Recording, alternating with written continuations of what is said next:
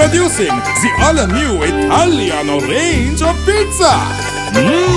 Pizza Ultimo. Pizza Hut. நாட்டின் சில பகுதிகளில் இடம்பெற்ற வாகன விபத்துகளில் 4 உயிரிழந்துள்ளனர். புத்தளம் கருவலகஸ்வெவ டப்போவ வாவியை அண்மித்த பகுதியில் ராணுவத்திற்கு சொந்தமான ஜீப் வண்டியொன்று இன்று அதிகாலை 5 மணியளவில் விபத்துக்குள்ளானதில் அதில் பயணித்த 2 உயிரிழந்தனர். கனேமுள்ள 2ஆம் பட்டாலியனில் கடமையாற்றிய கேர்னல் ஒருவரும் கோப்ரலுமே இந்த சம்பவத்தில் உயிரிழந்தனர். விபத்தில் காயமடைந்த மேஜர் ஒருவர் புத்தளம் ஆதார வைத்தியசாலையில் அனுமதிக்கப்பட்டுள்ளார்.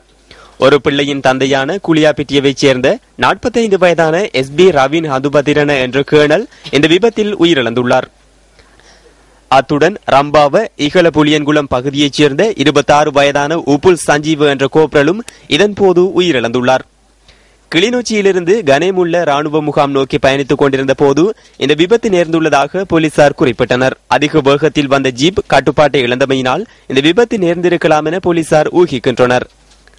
மாத்தரை திககொட நாதுகல பகுதியில் முச்சக்கர வண்டியொன்றும் டிப்பர் வண்டியொன்றும் நேற்றிரவு மோதி விபத்துக்குள்ளானதில் ஒருவர் உயிரிழந்துள்ளார். முச்சக்கர வண்டியின் சாரதியான மாத்தரை சிறைச்சாலை அதிகாரியொருவரே விபத்தில் உயிரிழந்துள்ளார்.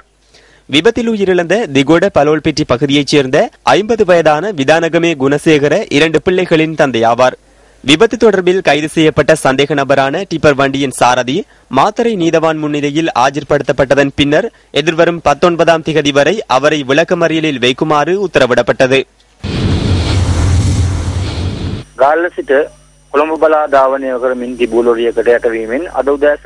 விபத்தில் உயிரிழந்த வெளிப்பண்ண ஹோரபல பகுதியைச் சேர்ந்த 59 வயதான W சோமலதா 3 பிள்ளைகளின் தாயாவார்.